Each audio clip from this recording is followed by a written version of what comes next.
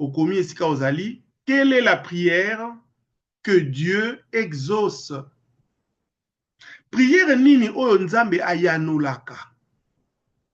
Parce que ceux qui toye te répondre à la question oyo te, autrement, tu vas avoir l'exalaire na biso awa.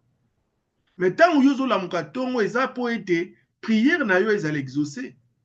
Comme le vendredi passé, le samedi matin, le Seigneur nous a parlé que ta prière a été exaucée. Condition nini oyo nzamba pesaka pour la prière ezal exaucé, c'est très important. C'est une question très importante. Oyo chrétien nyonso na chrétien nyonso il faut mitunaka. Sinon te obanda kolekisa tango ebele na prière, obanda kosala ba jeûne, obanda kosala je ne sais pas moi, prière à ndenge na ndenge, mais résultat ezate. Ce qui compte, bien aimé, c'est les résultats. Et là, nous sommes au il faut aux résultats au zela. C'est très important. Yamana thème na biso ezali, quelle est la prière que Dieu exauce? Ceux qui t'aiment ou intéressés yo, place aux ali, loba mène bien. Prière nini o nzamba yanolaka. Pe sous thème na biso ya lelo, ezali à qui demander? À qui demander? Quelle est la prière que Dieu exauce? Sous thème à qui demander? Alors, bien aimé, tu kotanga awana Jacques chapitre 4, 3 à 10. Tomoni texte o nengezali. Nakata texte o balobi na biso, pourquoi les croyants ne reçoivent pas ou ne possèdent pas ce qu'ils désirent? Pona nini bandimi bazo sambela, mais bazo zwa oyo bazo senga te, pe bazo mona pe oyo bazo senga te. Pona nini? Tokei bongo na Jacques chapitre 4 verset 2. Na kosepela bongo ndeko moko ata na WhatsApp, ata na Zoom, mais mingi na osenga na Zoom penza, ndeko moko na Zoom na WhatsApp te na Zoom, o WhatsApp yo changa mobulu, on a haut-parleur et ezo embrouiller situation. Alors bien aimé sokoza na Zoom tangela ngai Jacques chapitre 4 verset 2. Pour tous la réponse na oyo batuni biso abalobi, pourquoi les croyants ne reçoivent pas ou ne possèdent pas ce qu'ils désirent ou ce qu'ils demandent à Dieu? Un bien-aimé ou une bien-aimée, Azuelinga Jacques 4, verset 2, au Tangel Bissoyan. Jacques 4, 2.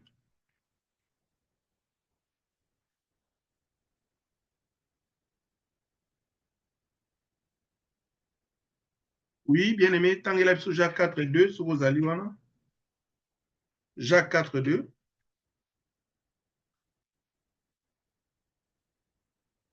Jacques chapitre 4, verset 2. Je lis au nom de Jésus. Jacques chapitre 4, verset 2 nous dit, vous convoitez et vous ne possédez pas. Vous convoitez et vous ne possédez pas. Vous êtes meurtriers et envieux et vous ne pouvez pas obtenir. Vous avez des querelles et des luttes et vous ne possédez pas parce que vous ne demandez pas. Bandeko balinga mina nkolo naza si bolandi ndenge baza komanuela biso yango. Balobi na biso awa ete na Jacques 4, 2, vous convoitez et vous ne possédez pas. Bozoko lula bongo biloko, mais bozoko zwa yango te. Vous êtes meurtriers et enviés. Nzamba lobi, bozali bato oyo bozali babomi. Pe bozali bato bazo lula na motema mabe, envié eza ko lula na motema mabe. Omoni muninga na eloko, olingi eloko wane koma ya yo, elongo epa na ye. Omoni moninga bali, olingi yo bala ya bala te. Omoni moninga voyager, olingi ya yo voyager ya voyager te. Omoni moninga boti, olingi yo bota ya bota te. Ça c'est l'envie. Être envieux, c'est pas bon. Awa bien aimé Bible eza na makambo nyonso na kati. Balobi bozo lula me bozo zwa te. Boza babomi pe boza baluli ya mabe et bozo zwa eloko te. Vous avez des querelles et des luttes. Boza na koswa na pe na kobunda bunda bino na bino. Et vous ne possédez pas parce que vous ne demandez pas. Bozo zwa te po bozo senga te. Awa Jacques Moutazo côté ya bien aimé.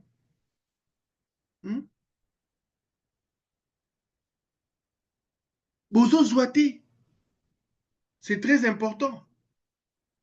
Alors bien aimé sikoyo tozo yekola ndenge nini tokoyi ko tombola ba prière oyo mbala moko osambeli ata 1 minute ata 2 minutes nzamba yanoli. Quelle est la prière que Dieu exauce? Sous thème na biso alelo ezali à qui demander. Et là nous sommes en train d'introduire le sujet. Tolobaki, pourquoi les croyants ne reçoivent pas ou ne possèdent pas ce qu'ils désirent? Pour nani ba na nzambe ba kosambela tango molai me komona résultat ezozala te. Eloko moko te. Soko tali 5 ans en arrière, résultat ezate. 10 ans en arrière, résultat ezate. Voire même beaucoup d'années en arrière, résultat ezate. Pour nani? Parce que vous ne demandez pas. Première remarque ezali ete bozo kosenga te.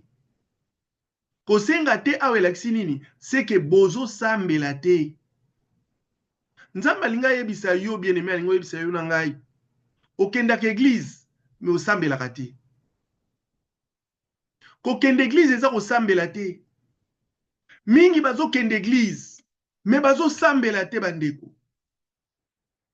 Nzamba azo compter yo te kosambelaka. Un jour j'étais émerveillé, nazalaki étonné. Nazo tala comment on appelle ça, TikTok. Namoni mutalobaki yango un comédien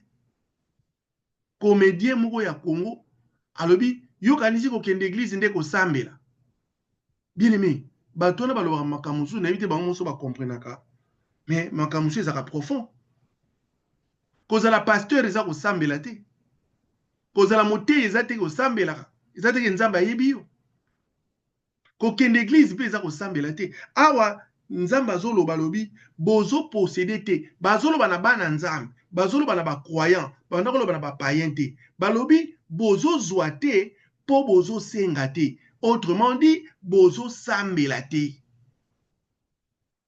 Parce que l'une des définitions de la prière, c'est aussi demander. La prière des requêtes, c'est une prière de demande. Mais au sens général, prière ezali communication na nzambe. Tant nous sommes communiquer na nzambe, ezala na louange, ezala na adoration, ezala na ba demande, ezala na sorte ni na prière, ezali kaka prière. Mais na au sens strict, prière ezali bongo pe demande. Quand on prie, on demande. Alors ici, on nous dit que vous ne demandez pas. Tout on a bino na Jacques 4, Jacques 4, verset 2. La Bible dit, vous ne possédez pas parce que vous ne demandez pas. Alors, bien aimé, na tongwa lelo na yeko yebso ndeko molingami. Na yeko yebso ma soeur, mon frère, maman, papa. Soki oye liboso na nzambe, yebaka kosenga. Yebaka ko demander. Il faut savoir demander. Il faut yeba kosenga. Eza lokola mutu okei devant mutu moko kosongolo oza na posa eloko otelemi noka liboso nozo tala ya après ozongi na yo. Après batuni apesi yo. Ote apesi nga te? Oh, apesi ote nini? Osengaki? Ote na sengaki te. Oh. Mais osengaki te ndenge nini? Bien aimé nzamba aza na posa tango toyaka epane tosala nini? Tosenga. Tokei bongo na Matthieu. Matthieu chapitre 6. Tomona eloko nini nzambe azoyebisa biso na Matthieu chapitre 6. Matthieu chapitre 6 verset verset, à partir, il y a 33, tout à partir de 31. Matthieu 6, à partir de 31, la Bible dit, ne vous inquiétez donc point, et ne dites pas, que mangerons-nous, que boirons-nous, de quoi serons-nous vêtus, car toutes ces choses, ce sont les païens qui les cherchent. Votre Père céleste sait que vous en avez besoin. Cherchez premièrement le royaume et la justice de Dieu, et toutes ces choses vous seront données par-dessus. Ne vous inquiétez pas donc du lendemain, car le lendemain aura soin de lui-même. À chaque jour suffit sa peine. Bien-aimé, bazotelisa biso ete baposa na biso nyonso toyaka nango epai ya Nzambe. Baposa na biso toyaka nango epai ya Nzambe. Me Nzambe ayebisi biso awa na Matthieu, alobi bo s'inquiéter te. Boluka nanu bokonzi ya likolo. Oyo nyonso etikali ekoya na nsima. Boluka nanu bokonzi ya likolo oyo etikali ekoya na nsima. Bien-aimé, yo moto okendaka église, tu dois être sûr que oyamba Yesu lokola mokonzi pe mobikisi. Pona soki oyamba ye lokola mokonzi pe mobikisi te, bien-aimé, ba demande na yo ebanda kozala nango exaucé te. Il faut avoir reçu Jésus-Christ comme son Seigneur et son Sauveur. Natango yo bengami mwana Nzambe, la Bible dit à tous ceux qui l'ont reçu, il leur a donné le pouvoir de devenir enfants de Dieu. Tango komi mwana Nzambe, bien-aimé, Nzamba komi nani? Papa. Dieu devient ton père. En ce moment-là, au côté komi na droit, ya kosenga ye eloko pona a pesa yo. Donc voilà, bien aimé, soki batumi bazo zoate ezali pona bazo sengati.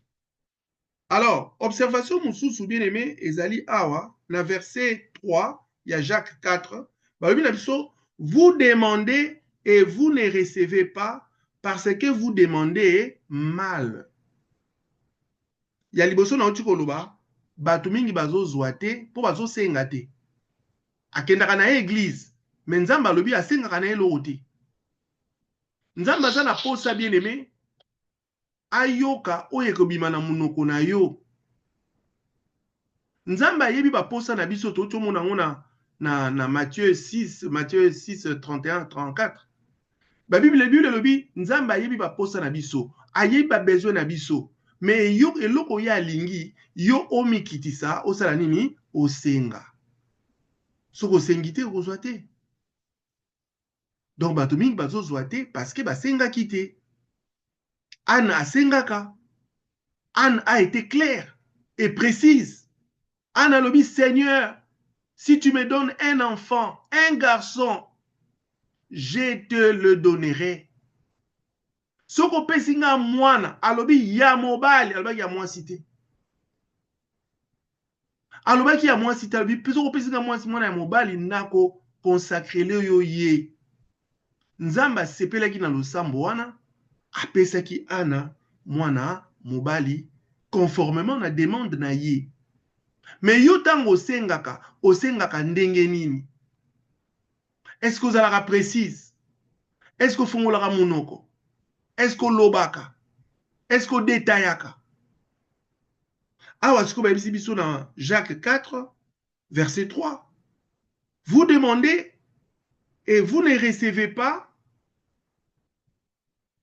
Vous demandez et vous ne recevez pas parce que vous demandez mal dans le but de satisfaire quoi? Vos passions. Dans le but de satisfaire vos passions. Nzamba lobi, batu mususu bazo senga na bango. Groupe a liboso, bazo senga te. Bazo zwape te. Groupe a mibale, bazo senga, mais bazo senga mabe. Yango mona mutu mususu, ayede tonga, après 1 mois, après 3 mois, Nzamba pambolier, ayebi ko senga. Ayebi koloba, à remplir ba condition oyo Nzamba pesa. Mais groupe oyo ya bibale oyo bazo senga na bango, mais bazo senga ndenge nini mabe. Bazo senga mabe. Alors, bien aimé Lelo, c'est un sujet très profond. Nalingi tolobela, sous thème Oyo, à qui demander? À qui demander?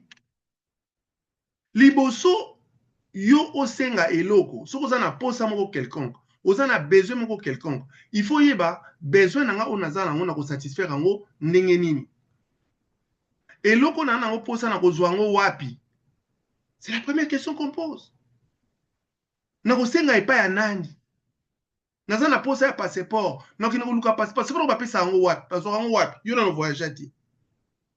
Fotuna. Ah, bazwaka yango telle place. Nde place yo ko s'adresser. Ndenge moko biso ba Christ bien aimé ba croyant, tango oza mwana nzambe, il faut yeba okosenga nani. Bana nzambe mingi bien aimé, baya na église, ba umela na église, mais bazo sambela, ba résultat zozwa te. Pona tango mususu, bazo yeba pe bakosenga na nani te. Na yango bien aimé tokei bon na Matthieu chapitre 6, verset 6. Matthieu chapitre 6, verset 6. Nous lisons Matthieu 6, 6. Toyeba, tokosenga epai ya nani. Bien aimé, Bible est complète. Awa yo sambelaka, prière na yo, otinda kango epai nani. Tangana biso micro ndeko. Matthieu chapitre 6, verset 6. Matthieu chapitre 6, 6. Matthieu chapitre 6, verset 6. Nous lisons au nom de Jésus. Bien aimé, la Bible nous dit ceci. Mais quand tu pries, j'ai lu au nom de Jésus, mais quand tu pries, entre dans ta chambre, ferme ta porte et prie ton Père qui est là dans le lieu secret. Et ton Père qui voit dans le secret te le rendra. Alléluia. Bien-aimé, Fongola Matoyo Landa, c'est très important. Tant que l'église n'a pas bâti en hauteur ou bien si bâti au beau sang. Mais quand tu pries, entre dans ta chambre, ferme ta porte et prie ton Père qui est là dans le lieu secret. Et ton Père qui voit dans le secret te le rendra. Alors, bien-aimé, sous thème la à qui demander?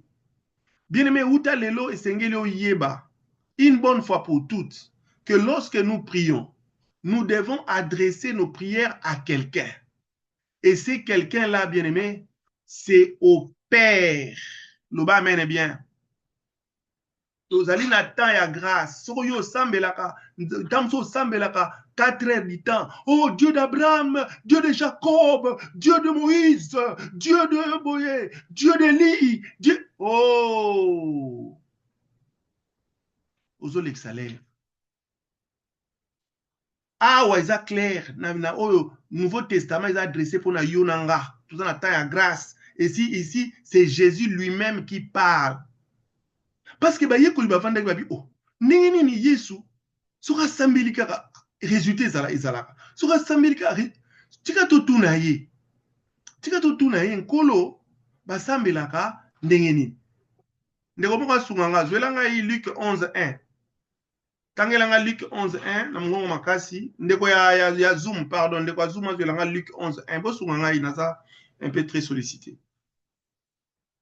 Luc 11:1 toyeba ndenge nini. Oui, allez-y, maman. Luc 11:1, j'ai lu au nom de Jésus. Amen. Allez-y, maman Marthe. Jésus priait un jour à un certain lieu lorsqu'il achevait un de ses disciples. Jésus prie un jour à un certain lieu lorsqu'il y achevait un de ses disciples lui dit Seigneur, enseigne-nous à prier comme Jean l'a enseigné à ses disciples. Amen. Yesu alobini enseigne-nous à faire quoi? À prier. À prier. Yosko kindaka na église, est-ce que ba enseignant yo ko prier? Est-ce que yé ko la ko prier? Alobi te apprends-nous. Alobi enseigne-nous. Ko apprendre na ko enseigner ça ndenge moko te. So ba lobi na mutu, apprends-moi à préparer le foufou. Juste en 5 minutes, il t'a appris, hein? En 5 minutes. Mais lobi enseigne-nous. C'est-à-dire après ça bango ba principe, après ça bango ba méthode, après ça bango ba formule, après ça bango profondeur ya prière. Bien aimé yon tokenda en église, osambela kozwaka te parce que oyebi ko prier te, oyebi te nani oyo ko sambela. Maman tutoke, continue na se. Verset lundi, verset 2. Luc 11. Verset 2. Oui. Il leur dit, quand vous priez, dites, Père, que ton nom soit sanctifié. Katawana. Bandez la phrase. Abi, quand vous dites quoi? Il leur dit, quand vous priez, dites, Père, que ton nom soit sanctifié. Amen. Alobi Dieu d'Abraham? Te. Alobi Dieu de Jacob? Te. Alobi Dieu de Moïse? Te. Ou ya l'exalaire pamba. Ou l'exalaire pamba. Ngaso na bune la le Père. Bien aimé, on comprend de pour nani prière oyo ya Yesu qui puissant. Pour nani ba prière Yesu qui puissante. C'est parce que ayebaki à qui adresser sa prière. Bien aimé, yom tozo luka musala. Soko comme lettre ya demande d'emploi, question liboso batunaka, na kotinda lettre nanga epa ya nani. Na kotinda ngo pa nani, olingo zo musala na Vodacom, olingo zo musala soki wapi na compagnie nini, soko lo pakala, soko Celtel soki wapi, bien aimé, et au koma lettre bikomela te. Soko komi lettre epa ya PDG, bakozo na musala te. Soko komi lettre à messieurs les secrétaires, bakozo na musala te. Soko komi lettre à messieurs les techniciens, messieurs l'électricien de Vodacom, lettre no bakobwaka yango, bakotekela yango nguba. Parce que yo yeba kite, place nini yo oko s'adresser, place nini yo oko tindango, au faut tuna. Babiso non, komela monsieur ou madame, il y a responsable, il y a ressources humaines ou responsable du personnel. Ocha komona été mokomi, monsieur le responsable des ressources humaines de Vodacom, ocha adresse Kinshasa Bonamboue, okomi nyoso tuwana, et kotango eko kende, bazui enveloppe batali, lettre zani, il y a ressources humaines, eke kuna. Azo sa lingini, azo luka musala. Bache kuna, babengi yo, oki kosala test, ou bandi musala. Bien aimé, vous perdez votre temps parce que parfois vous ne savez pas à qui prier. Yo tangi verset moko dans l'Ancien Testament, banamoko bandi nukaka, oh, Dieu d'Isaac, Dieu de Boye, Dieu wane zalaki bango. Loba wane zalaki bango. Mais awa baye koli baye, bango moko, baye koli batuni Yesu, bache mai na munokote babin kolo, toko sambela ndengeni. Yesu alobi, sœur Martha Totangango, Yesu alobi, quand vous priez, dites boloba. Alors, Yesu koloba ango te poani. Monique verset Totangango bien te. Tango zo sambela, bien aimé, banda lelo, soko zo sambela, olingi prière na yo ekoma, esika ya malamu, yo bondela nani, tata. Amen. Okobondela tata, okobondela père, so okobondela na français. Soki na ki portugais pe, zwa verset ango place bakomi père wana, tala soko bakomi nini, zwa oyo bakomi wana, nde okoloba. Matthieu 6, c'est le mais quand tu pries, entre dans ta chambre, ferme ta porte et prie ton Père. Bien-aimé, Nzambe ayebi eloko ya zoloba. Alobi soko lingi obondela, ozwa résultat. Parce que thème na biso ezali bongo, quelle est la prière que Dieu exauce? Soko lingi Nzamba yoka losambo na yo, alobi soko zobondela, kota na chambre na yo, kanga porte. Kanga porte, pe bondela tata. Bien-aimé na ina yebisa ndeko moko azali awa, nyonso na Bible ezalaka spiritualité, nyonso ezalaka ba révélation te. Awa bazoloba la chambre oya yo. Amen. Chambre kaso zali wana. Chambre na ndaku na yo. Balobi kota na chambre obondela. Pona ozala distraité. Pona prière na yo batuba yoka te. Prière ezaka eloko ya secret. Soko tangi suite balobi nini. Mais quand tu pries, entre dans ta chambre, ferme ta porte et prie ton Père qui est là dans les lieux secrets. Qui est dans quel lieu? Secret. Balobi entre dans ta chambre. Après, deuxièmement, balobi, qui est dans les lieux secrets. Donc, chambre wana, et que vous allez en le romususu.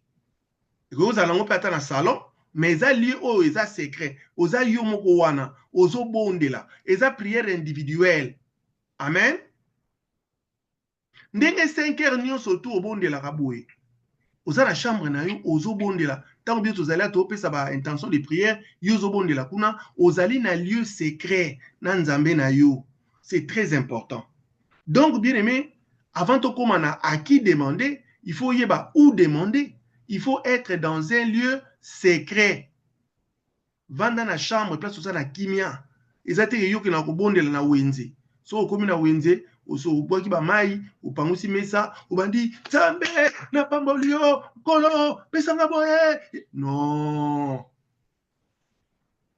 Ok na musala, ba na mpesa sabatu, ubana bana za ba prière publique. Et ça prière publique.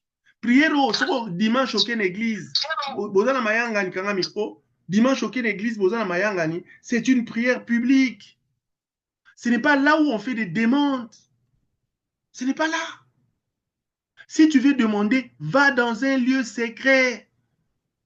Et balobi na biso balobi, ferme ta porte et prie qui? Ton père, ton père. Bien aimé, notion oyoya. Notion où il y a lieu secret, c'est très très important parce qu'on ne va pas s'étendre très très grand, mais ce qui est important, c'est que tu comprendre de quoi on parle. Mais sur autant de Bible, dans le verset Moussoussou, bah oui, c'est ok. Yesu soki atei soka silisi ake na ngomba. Ake na ngomba ake kobondela. Yesu azalaki soki akoteya soki asilisi ake na ngomba. Yesu azalaki soki akoteya soki asilisi ake na ngomba. Jésus passait sa vie à la montagne. Lieu secret na ezalaki montagne. Lui-même, Jésus qui a parlé de la chambre ici, mais lui, son lieu secret, c'était la montagne. La montagne, ce n'est pas une maison. La montagne, c'est dans la nature. Lieu secret. Une fois aussi dans la Bible, bien aimé, désert. Il est parti dans le désert prier, seul. Il a fait 40 jours et 40 nuits, jeûnant, bien aimé, et priant. C'était un lieu secret. C'est dans les lieux secrets que les prières sont puissantes. C'est dans les lieux secrets que les prières sont puissantes. Ozo bondela na secret, ozo lelela nzambe na secret, ozo senga nzambe na secret, akopambola yo na secret, pe ako exaucer yo na secret. Mais résultat comme on a na poissa. Alors bien aimé, notez la notion na mibale, notion ya chambre, tout lieu secret, na notion ya père. Ozo senga ka père. Ozo bondela tata, tata nzambe, tata, j'aime bien les catholiques, parce que les catholiques connaissent très bien cette notion-là. Eux, ils s'adressent toujours au Père. Dieu le Père.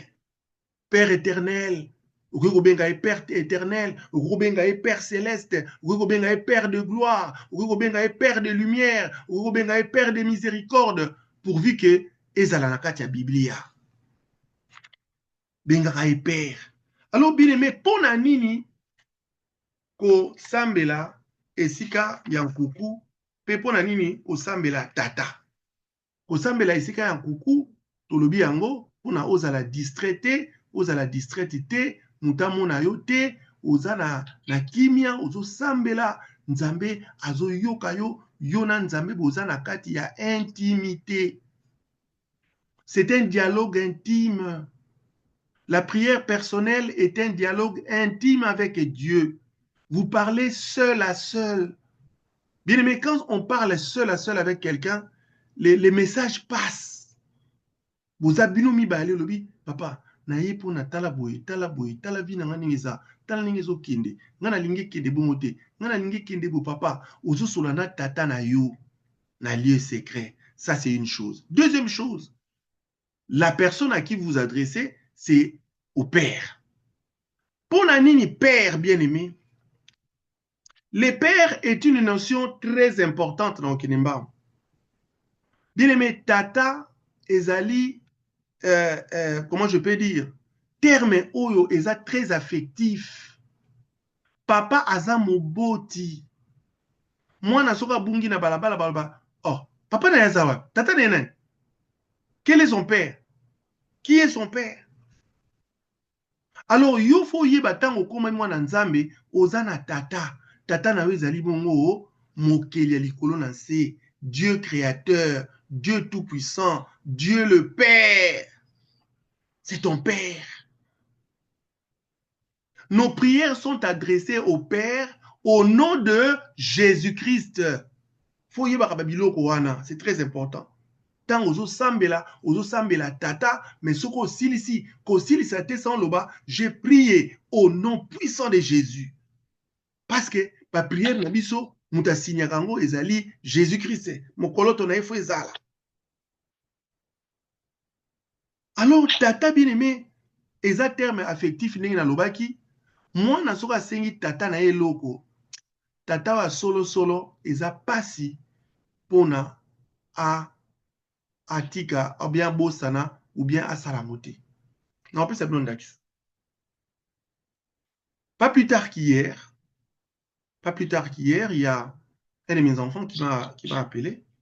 Ah papa. Moi, on a bien mis le téléphone. Ah papa, amène-moi des chocolats. Moi, à tout le monde qui sont dans un bon, à tout le monde, papa, amène-moi des chocolats. Nga nazo yoka, le temps nazo téléphone na yoka ye. Alors bilanga, ok, je t'envoie les photos. Moi, j'ai 8 ans, pour vous comprendre, ça, j'ai 8 ans. Alors, ok, papa, je t'envoie les photos par le téléphone. Attendez, il y a pas photo, il y a chocolat. Bien aimé, les enfants ont une foi extraordinaire. Il faut tous avoir la banane. Ndeko orfe, kanga micro na yo, ndeko orfe, mavungu. Merci. Bien aimé, les enfants ont une foi extraordinaire. À peine, à Sengingaï, à Pessi demande naïe, n'a répondre était, à l'objet de de l'eau photo en haut sombelanga.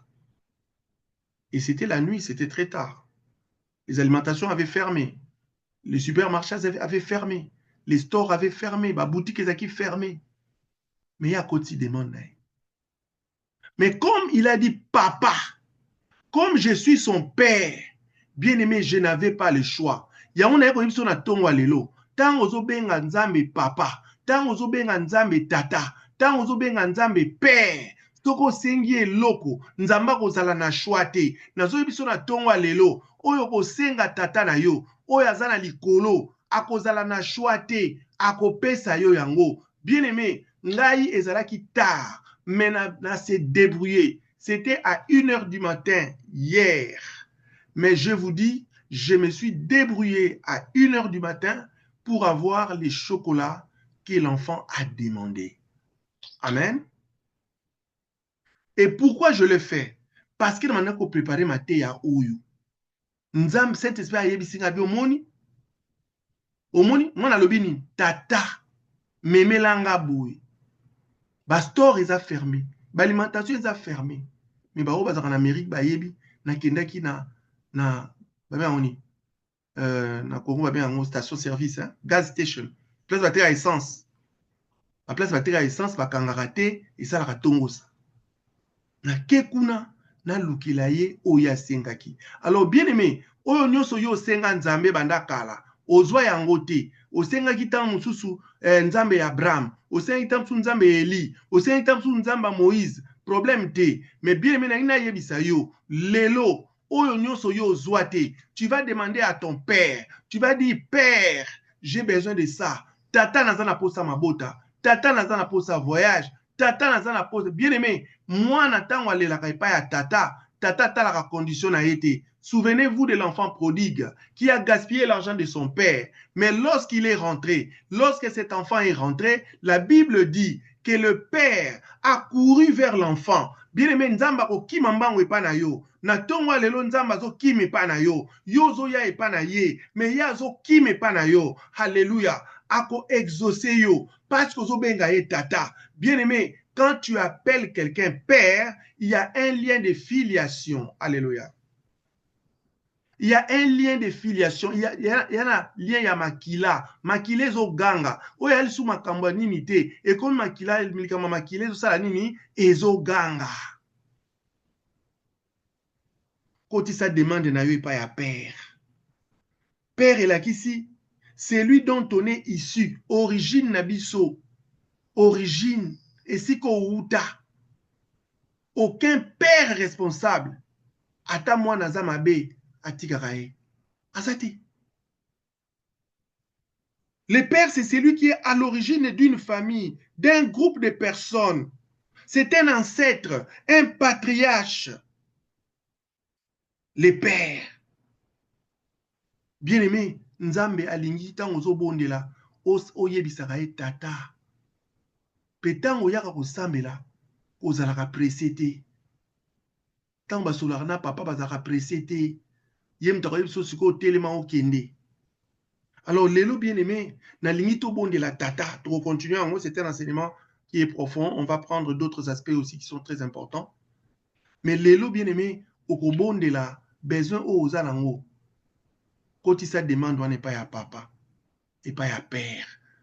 Ou bengaye, Père céleste. N'ingana linga ko bengaye. Ou bengaye Père de miséricorde. Ou bengaye Père de lumière. Nous sommes dans le verset Père céleste, c'est dans Matthieu 5, 48. Père de lumière, c'est dans Jacques 1, 17. Père de miséricorde, c'est dans 2 Corinthiens 1, 35. Père de gloire, c'est dans Ephésiens 1, 17. Nous sommes okobenga ndenge yo sepeli tout comme okobenga kaka papa na lola to papa tata nzambe ezaka kamala akoyoka yo tango yo obengi mutu na kombo na ye akoyoka yo soki kombo na yo Junior bazobenga Félicien okotala te soki bazobenga André okotala te mais soki mutu oyo ayebi yo abengi Frère Junior okotourne malamo bayeba eza yo Esayo, yo pour yeba ke mutu wana yebinga. Ata yo zo yeba ete. Siko lobi, Frère Junior, siko na ozanga transport. Oh, yo nenga benyo na kombo na yo, oko yeba ke no mutu ya yebinga. Okomi na obligation ya kopesa ye. Bien aimé soko bengi nzambe père. Ako yeba ke oyebi droit na yo. Ako yeba ke oyebi kaza tata na yo, akomi na obligation ya nini ya kopesa yo. Loba amen bien. A comme une obligation pour payer ça. Alors, bien aimé, ce matin, nous allons élever nos voix vers le Père. Vers le Père. Le Père céleste. Le Père des miséricordes. Le Père de gloire. Le Père des lumières. Le Père éternel. Le Dieu créateur. Jésus-Christ. Alors, bien aimé, tous kitawana. Nous tombo la kombo ya tata. Alors, tant qu'on continue à lieu secret, c'est quand Yozali, il faut oyeba ko adorer Père. Parce que Nzambe ba adorakaye. Au moni na Luc 11, 1, verset 2, par le but que son nom soit sanctifié. Comme on a eu foi soit le kumu, comme on a eu foi ça la sanctifié. Na yango bien aimé. Toke ko pesa comme Nzambe le kumu, toke ko pesa comme ya tata na biso. Na lola le kumu, papa na lola, Père de gloire, Père céleste, Père éternel, Père de lumière. Toke to vola comme on a eu. Prions. Tata na lola, Père céleste, Dieu créateur, nous venons t'élever. Nous venons élever ta voix, nous venons élever ton nom, Seigneur. Nous élevons nos voix auprès de toi. Bien-aimé, zala une attitude, moko ya dévotion. Zala concentré, tant aux autres na tata. Nzambe na biso aza saint, il est Père. Tombolaye, netolaye, bien-aimé. Alléluia. Éternel est Dieu, Père céleste. Nous venons auprès de toi ce matin, Père, présenter, Seigneur, nos requêtes, nos demandes. Toyeba kite Nzambe, à qui adresser nos prières. Mais les lotos sosoli étaient, nos prières doivent être adressées à toi, Père. Laisse que ton nom soit élevé. Laisse que ton nom soit magnifié. Laisse que ton nom soit béni. Laisse que ton nom soit exalté, éternel. Nzambe na lo les alio. Toza na tata mosusu te. Yonde tata na biso. Yonde nkolo na biso. Yonde nyonso na biso papa. Biso ba yo zali tata yo za bana. Toye kolela na makolo na yo. Kotala mabe na biso te. Kotala masumu na biso te. Kotala nzambe ba iniquité na biso te. Kotala ba impurité na biso te. Kolo topusani pembeni na yo. Yo nzambe na nguya. Yo nzambe na bikamwa. Papa na lola. La Bible dit dans Jean 3,16, car Dieu a tant aimé le monde qu'il a donné son Fils unique Jésus, afin que quiconque croit en lui ne périsse pas, mais qu'il ait la vie éternelle. La Bible dit à tous ceux qui l'ont reçu, il leur a donné le pouvoir de devenir enfants de Dieu. Nzambo komisa biso bana na yo. Toza bana na yo yoza papa.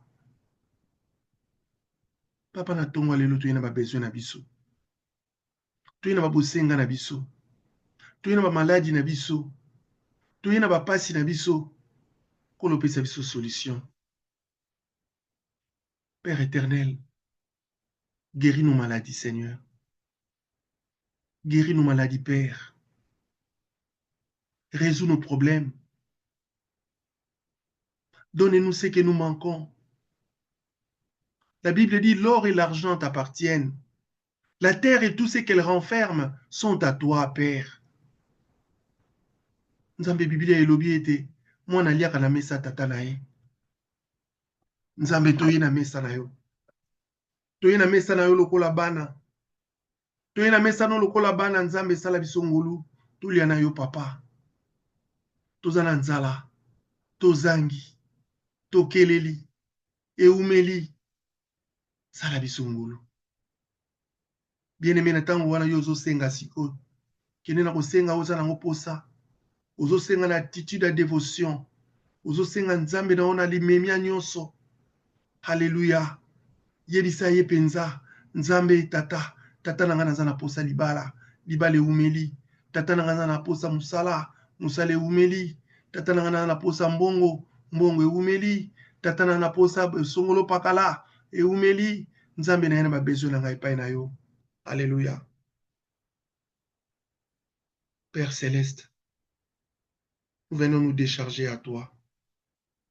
Otika biso tozonga maboko pamba te nkolo. Totika biso kozonga ndenge toyaki te. Kolo tombola biso. Salela biso. Awa tomoni lolenge ya losambo oyo yo yanolaka. Nzambe sala biso bolamu. Salela bana na biso bolamu. Salela balongani na biso bolamu. Salela nkolo ba famille bolamu. Bandeko ba yaya baleki. Salela bango bolamu nzambe. Oyo za papa. Alléluia. Alléluia. Bien-aimé, tu es un enfant de Dieu.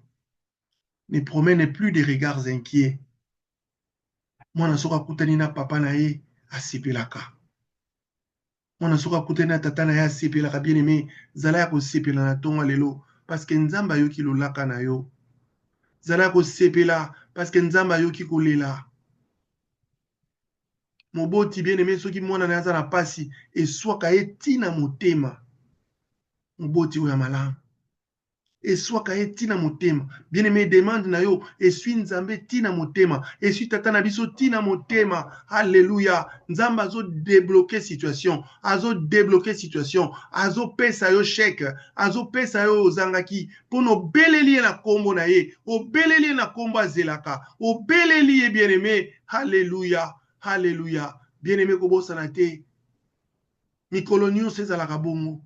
Tango koti na lieu secret. Tango yeko sambela de 5h à 6h. Ezala na prière puissante. Ezala yo moko na ndako. Bien-aimé, senga nzambe no na kimia nyonso. Aza tata na yo akopesa yo. Alléluia. Nzamba pambola yo. Nzamba tombola yo. Nzamba salelo bola. Nzamba kokisa baposa na yo. Alléluia. Pousanaka pembeni na nzambe na yo na limemia. po azali tata. Aza tata yoza mwana. Alléluia. Il t'aime beaucoup, bien-aimé. Bolingo ya parent elekaka ya mwana envers tata. Parent lingaka mwana na ye koleka. Ndenge mwana lingaka parent. Nzamba linga yo koleka, bien-aimé. Si tu n'as jamais senti l'amour dans ta vie, je te dis que Dieu t'aime, il t'aime, bien-aimé. L'amour de Dieu est sur toi ce matin. L'amour de Dieu descend là où tu es. L'amour de Dieu entre dans ta chambre. L'amour de Dieu te comble maintenant. Te comble là où tu es. L'amour de Dieu te couvre. Alléluia. Renda yabashata raba.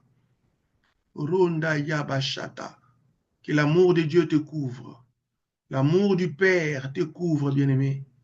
Alléluia. L'amour du Père envers sa fille. L'amour du Père envers son fils. Que cet amour te couvre maintenant dans le nom puissant de Jésus. Reçois maintenant ce que tu cherches.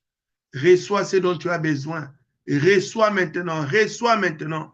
Reçois maintenant. Le Seigneur est en train de libérer. Il est en train de libérer maintenant. Il libère ce que tu as besoin. Parce que c'est pas ya papa. Papa pimelaka mwana na ete. Papa pimelaka mwana na ete. Bien-aimé senge pa ya tata. Tata pimelaka te. Papa zoko pesa yo. Lolenge yo sengaki. Alléluia. Gloire à Jésus. Alléluia. Nalola toko yemba. Elonge monani. Olokumama. Yobongi na lokumu. Paibinze mwana aimba bien-aimé, soit relève. Na lola toko yemba. Alléluia. Elonge munani. Kolo kumama. Yobongi na lokumu. Alléluia nankulu. Yoko sina. Ulu kumama. Yobongi na lokumu. Alléluia. Alléluia nankulu. Yonko sina yuda.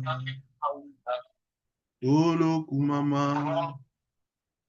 Yobongi na lokumu.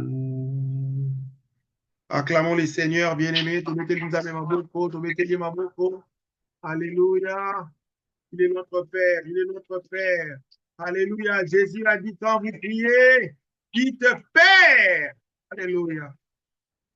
Bien-aimé. Zamba Pambolayo, le Père t'a béni ce matin. Le Père t'a donné ce dont tu avais besoin. Le Père t'a comblé ce matin. Tango papa pesa kata la kate bien-aimé. Soki tata zo pesa tala kate. Soka pesa kilo bia ko pesa lisusu.